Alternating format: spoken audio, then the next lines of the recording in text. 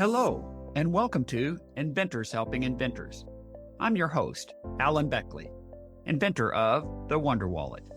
If you're an inventor searching for proven ways to make money with your invention, if you dream to see your product selling in stores everywhere, you've come to the right place. There's no better place to get help than from experts, inventors who've already achieved success. Every week, I interview successful inventors, asking them the questions you want to know. Tune in to learn from the experts so you can get your invention out of the tank and into the bank. What first got me introduced to working with inventors was actually while I was still in college. I worked with a company that was inventing a system that was similar to what I would say Yelp before Yelp was a thing. It was an AI type chatbot where you could talk to it and it would give you places nearby where you could find food, where you could find movie tickets and other information. And this was before a time where you could easily do this on Google. IHI Nation, don't you absolutely hate to miss out on something good? I want to share with you that my premier training for inventors, the Inventors Bootcamp, well, registration closed at midnight Sunday, last night, so you just missed out. However, I provide for listeners to my podcast only, if you act quickly and you're listening on Monday, the 9th of December, you'll get an extension. You can still sign up to join the Inventors Bootcamp. So you'll get 5 days of live Zoom meeting training. It's going to teach you how to compare and contrast your invention versus the competition to make it stand out. And then from that, you'll create a clear, concise, and compelling 30-second pitch for your product, the kind that gets attention with marketers. So how do you sign up and still get into the bootcamp? Make sure to register today, Monday, the 9th of December. Just go to alanbeckley.com/bootcamp. And oh, by the way, all this training, the 5 days of live Zoom meetings, is available to you for only $47. But you can't wait. This is the last day, and it's only open to podcast listeners like you on Monday, December 9th. Again, to join us tonight in the bootcamp that starts at 7 p.m. Eastern Time, just go to alanbeckley.com/bootcamp. Many podcast listeners just like you have joined us in the bootcamp and are making progress and gaining traction. I look forward to seeing you in the bootcamp tonight. Welcome to episode number 466. Today, I interview Julie Exel. Julie Exel was born and grew up in the Toronto area, where she lives today. Her journey into the world of software development began at 12 years old, when a passion for digital art and a desire to showcase her work led her to self-learn coding and create her own website from scratch. This foundation in both server-side and client-side programming allowed her to excel in building tailored software systems across various industries. With over 15 years of professional experience in software development, she specializes in designing and implementing proprietary solutions that bridge technology and design. This skill set has made her a perfect fit to help entrepreneurs and inventors in developing custom apps to meet their needs. She holds a computer programmer analyst diploma from George College of Applied Arts and Technology and a specialized Studio Art Foundations certificate from Beale Art School. Beyond tech, she's worked with children with disabilities, taught art and literature, and gained experience in retail and service roles. Today, as she works with inventors to create custom software solutions, she is always seeking to evolve her skill sets and talents while helping to solve interesting problems. You'll want to listen to this entire episode to learn how Julie worked with an early client to create an app like Yelp, with an AI chatbot to find nearby restaurants and movie options long before Google deployed such solutions. Also, why she believes that developing apps onto established third party platforms like Apple or Facebook may not always serve inventors as well as more customized solutions. And finally, why she believes that inventors are well served to consider software developers from diverse backgrounds because talent is everywhere, and the best developer may not have a college degree. Now, let's get right to our interview with Julie Exel. Julie Exel, it's a pleasure to have you on the podcast with us today. Thank you for having me. You bet. Julie, could you share a bit of your background with our listeners? Like, where did you grow up and go to school? And what did you do before you began helping entrepreneurs and inventors to develop new apps? Could you share that with our listeners? Of course, I was born in Toronto, Ontario, Canada, and I was raised just north in Barrie, Ontario. Ever since I was very young, I've always been fascinated by technology. I started playing video games at the age of 3. When I was a bit older, my father came home from work one day and he had this old DOS computer. And I found it so fascinating. I just had to learn more about what is a computer.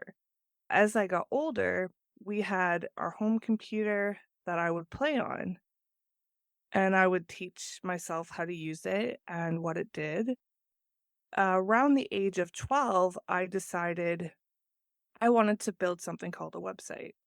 And the website's purpose was to showcase my artwork because I was a self proclaimed artist. And I found that a lot of these platforms would be click and drag only, and I wasn't in full control of where my placement of elements were on this website. So I found this toggle called HTML, and I thought, what is that? So I poked around a bit and decided to learn what HTML was and what CSS was and what JavaScript was. And I found it allowed me to have full control of what it was that I was building. So that really started my interest in programming. It led to me taking database programming courses in high school as well as Visual Basic. And I just continued from there. Originally, I went to an art school for a year and I decided it just wasn't for me. So I did the best thing I've ever done and pivoted towards going to Georgian College for computer programming. And I started my career while I was in school, and I absolutely love it. That's fantastic and such a great story. And I was thinking, as engineering myself, that probably there's a good number of our listeners that may not even know what an old DOS computer is. DOS for Disk Operating System. And I'm sure many people even know that's what it stands for. I believe that's right. And then, of course, hypertext markup language, HTML. Yeah, so it opened up like a whole new world for you when you found that HTML could allow you to place things effectively where you wanted to on a website. So anyway, so you've been creative since age 3 and continued in that vein, and computer programming was really a great path for you. So would you agree with that? I definitely agree with that. It is something that I've grown to have a strong passion for and a love for. Can you briefly share with our listeners what caused you to, as a software developer, to connect in particular with inventors, innovators who were developing new software products? Could you share that connection and story with us? What first got me introduced to working with inventors was actually while I was still in college. I worked with a company that was inventing a system that was similar to what I would say Yelp before Yelp was a thing. It was an AI type chatbot where you could talk to it and it would give you places nearby where you could find food, where you could find movie tickets and other information. And this was before a time where you could easily do this on Google. And before you could easily find locations near you. So it was definitely ahead of its time, and it was a very exciting process. I absolutely loved being able to take someone's idea and make it a reality. It felt very satisfying to take something that not only they believed in, but I believed in as well, to create this amazing idea. And we also were very much involved with I had involvement with the design, I had involvement with the programming and implementation, the deployment, so I wore a lot of hats in this shop, and it was an amazing experience to have at only 19 years old. So from there, that's really what captured my interest. I've taken on a new creative challenge besides inventing, and that is writing my first fictional book. Some days the ideas seem to flow, but often I feel I'm in a bit of a brain fog. I just can't seem to focus. I find myself staring at the screen, hoping ideas and words will come, but they don't. Can you identify? While I was struggling with this challenge, it seems luck came my way. The folks at Magic Mind reached out to me. They sent me a few shots of Magic Mind, a mental performance shot, and they offered me a 7-day challenge to try their shots for 7 days in a row to see if I noticed any changes or benefits in my mental performance. So I started drinking these tasty green shots with my coffee each morning while writing chapters in my new book. On the very first day, I noticed a boost to my focus and productivity, not just in the morning, but all day long. So far, I've been drinking Magic Mind shots for only 3 days, and I found that these little shots help me stay focused and get more done in less time, to stay in the flow as an inventor and a writer. I love my Magic Mind shots, and I completely stand behind them, or I wouldn't share them with you, my loyal podcast listeners. Well, here's the good news. My friends at Magic Mind have given me a special discount just for you, my podcast listeners.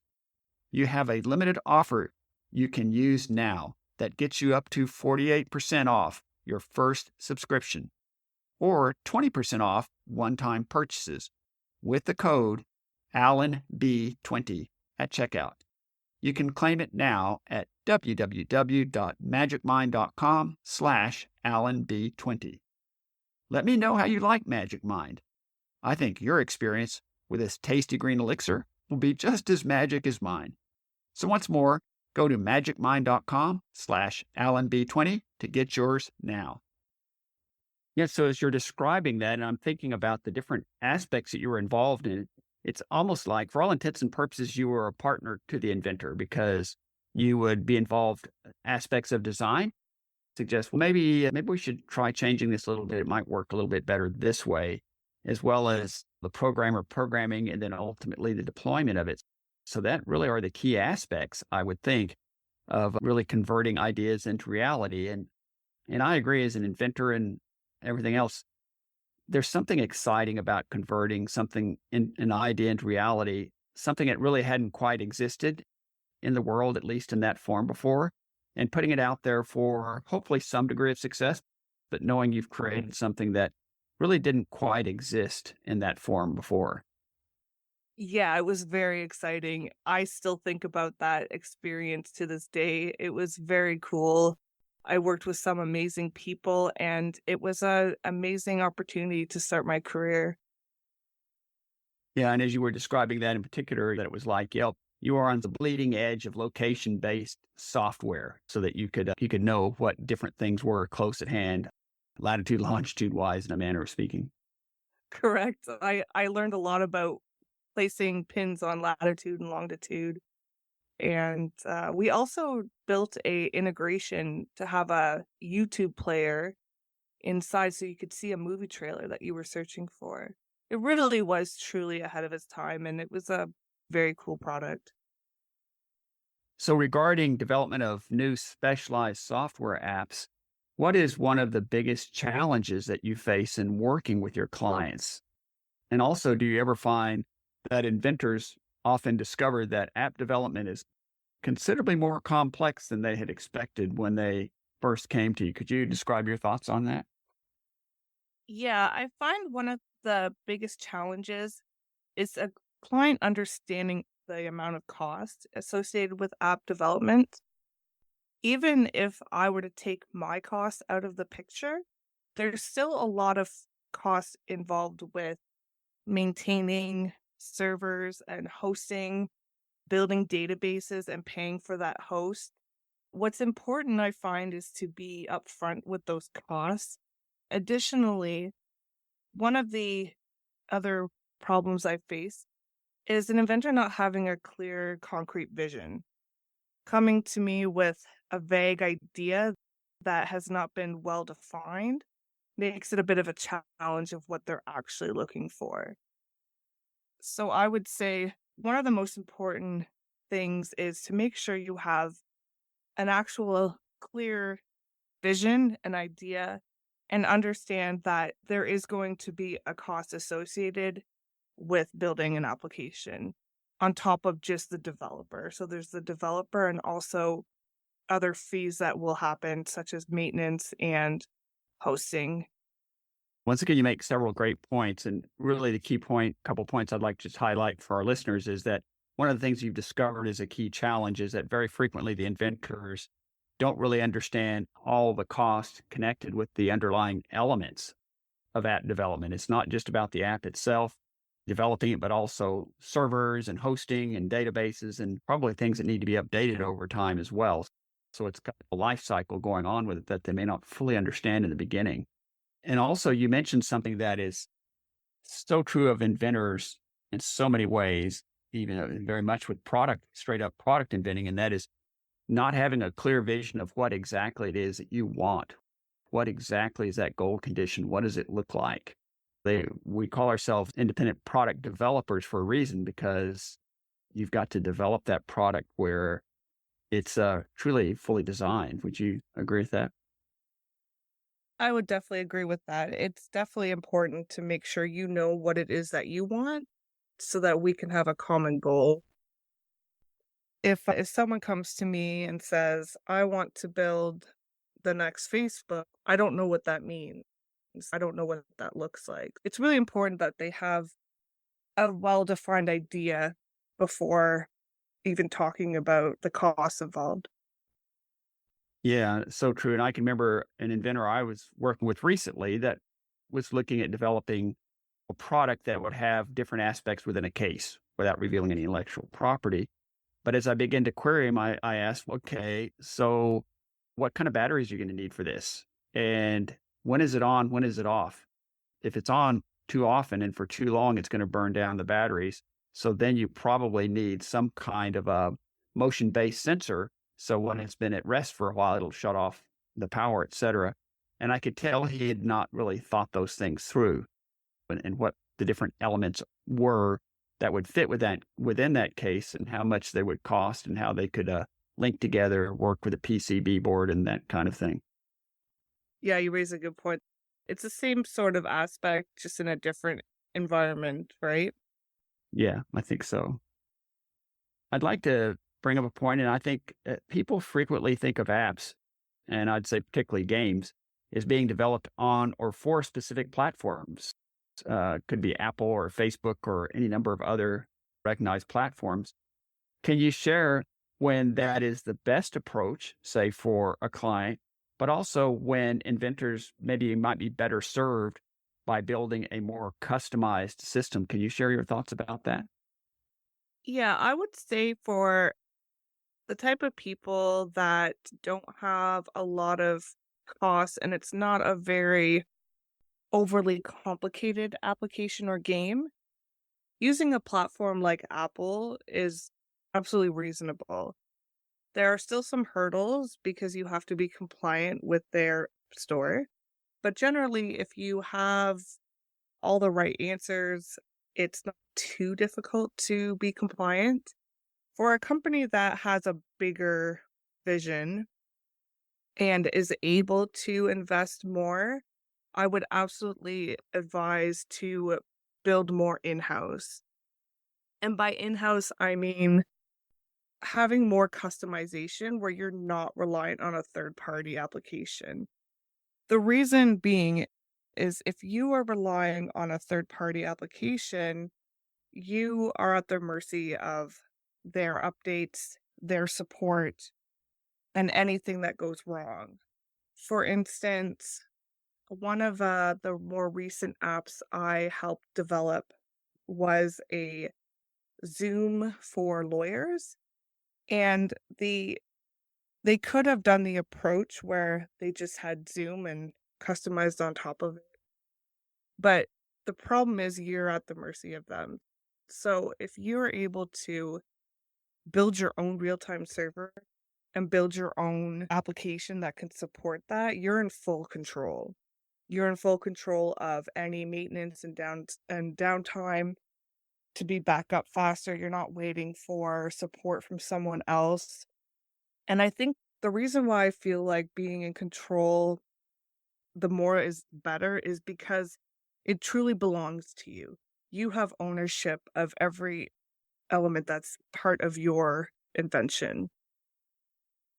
That makes a lot of sense, and I like the fact that you did a split, so to speak. If it's low cost in particular, using a platform like Apple is very reasonable and in many cases serves you well. But if you have a bigger vision, something that's going to be more holistic and bigger and you're going to do more with, building it in-house or more in-house and not relying on third-party application is a great approach. And you gave the example of effectively building something that was like Zoom for lawyers. I had somebody on the podcast, can't remember the name off the top of my head, who is a firm that had developed specifically in the same realm you're talking about for lawyers. And that is, lawyers would often have to literally meet in person with a client to do nothing more than exchange and sign documents because of proprietary considerations. And they were saying this is a lot of waste of time for both parties. In some cases, somebody flying to be there. And so they developed an application and a whole system whereby they could securely do these documents and transact them remotely is what I'm trying to say. And I suspect that's been around for a bit now, but at that time it was something pretty new. So that makes a lot of sense to me. Yeah, that type of idea is so exciting to me. I love hearing using technology to solve solutions like that. I think that with technology moving forward, we're going to see a lot more very interesting inventions coming out, especially when we can use something like AI to help support building things faster, not as a replacement for a developer, but something to help us be more efficient at our job. I think it's really exciting time right now. I think it's the sky truly is the limit and it's just so many things going on. For your inventor clients, are most of them seeking to develop apps linked to enabling hardware functions? For example, maybe controllers for flying drones, just as an example. Or do you also have inventors coming to you wherein the software is their product? There's not any hardware necessarily connected to it. Do you see both of those, or what is the most common scenario? I often see software only. I will say I'm definitely intrigued by the idea of integrating hardware with software. Unfortunately, I've not had that opportunity, but I'm definitely open to learning more about that. But most of my clients do come to me with just software needs, and that really is where my specialty is, my experience, but definitely open to always learning more. Yeah, I recently had on the podcast Clay Alexander, who's with Ember, EMBER.com, and they have created an amazing high-tech mug, coffee mug, that essentially has electronics within it such that it will heat and maintain your coffee, your hot tea, your beverage at whatever selected temperature that you set for it. And it will tend to keep it there for a fairly significant period of time so that your coffee doesn't get too cool. And they actually sent one to me. I use it every day. It's pretty amazing. But the thing is, they were then essentially creating a mug and creating electronics within it and then creating an app that you just simply downloaded and it immediately synced with it. It was so easy to use. It took a minute to set it up. But as I was thinking about it from an engineering perspective, I thought, wow, what an ingeniously developed product that basically created functionality, but making it so easy for the user. That is really brilliant. I also want one.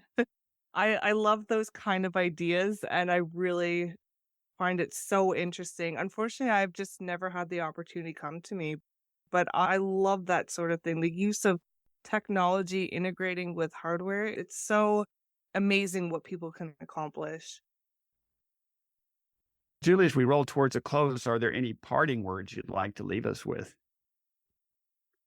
I would just like to say to the inventors out there, when you are looking for your talent in engineering, just be open-minded that talent comes in all different backgrounds, whether it's age or gender or even education. There are hidden gems out there everywhere, so just be open-minded and good luck. That's a great point. You can find talent everywhere. Just because somebody is expensive doesn't mean they're the greatest, and somebody is relatively inexpensive doesn't mean they're not great. So be, as you said, be open minded and look at what they can provide. So I really like that point. But yes, I agree. It's not always about cost. Just because someone has the highest level of education, they may not have the most hands-on experience. Some of the best people I've worked with are self-taught. Some of them do have degrees, some of them don't. So you just never know. My last question for you, Julie, is how can our listeners reach you if they have other questions or if they wish to work with you? Sure. My email is julie.exel@gmail.com. I can also be found on LinkedIn if you go to LinkedIn and search my name, Julie Exel. That's EXEL. Thank you so much. Of course. And you spelled it out so nicely. Sometimes people don't give the details as well. So effectively, julie.exel@gmail.com. They can find you there, and they can also find you on LinkedIn by just looking up under your name. So, Julie, I really want to thank you so much for being on the podcast with us today. And I would like to reserve the opportunity, maybe in another 6 months or a year, to touch bases with you again and see what else you've got going on. It's been a pleasure, and I would absolutely love to come back. I really thank you so much for this opportunity to speak with you. It's a very exciting experience, and I would love to chat again in 6 months and we can see what I've got going on. Sounds great. Thanks again. Thank you so much. So you're done searching for your product and it's not out there. Yay! Maybe you filed for a provisional patent and done some marketing research or surveys. Heck, maybe you've even created a rough prototype, then found that, although it kind of works, it looks like something from the Stone Age. You'd be embarrassed to show it to your friends, much less to a manufacturer for a licensing pitch. What if I could put you in touch with a guy who offers free consultations, takes no money down, no money up front, and will give you a quote on your project before he starts? What if I told you that this same guy can help you design your product and make you a virtual prototype before you ever put a penny into building a physical one? What if I told you he could make you patent drawings, CAD files for manufacturing, and even make marketing videos and build you a website? If this sounds like someone you want to talk to, let me introduce you to my first podcast sponsor, Brian Keast at I Draw Dreams for Inventors. With 3.5 years of trade school and 15 years of mechanical experience working as a mechanic for General Motors, you have someone that's seen countless design failures and how they were fixed. Also, he had a 25-year career as a general contractor who designed his own houses and remodels on computer-aided design. In getting plans through countless building departments, he gained a tremendous amount of experience by working directly with structural engineers. The many years of combined experience in these two careers gave him a unique look into stresses and failures in design. He brings this wealth of knowledge and experience to his company, I Draw Dreams, as the CAD guy who will design a product for you that will work. Every inventor I've referred to Brian has come away delighted with the work he has done for them, and I think you will too. Just make sure to tell them that Alan sent you. Thanks so much for tuning in to Inventors Helping Inventors. If you like the show, please tell your friends about it. Make sure to subscribe in iTunes or wherever you get your podcasts so you won't miss a single episode. Talk to you soon.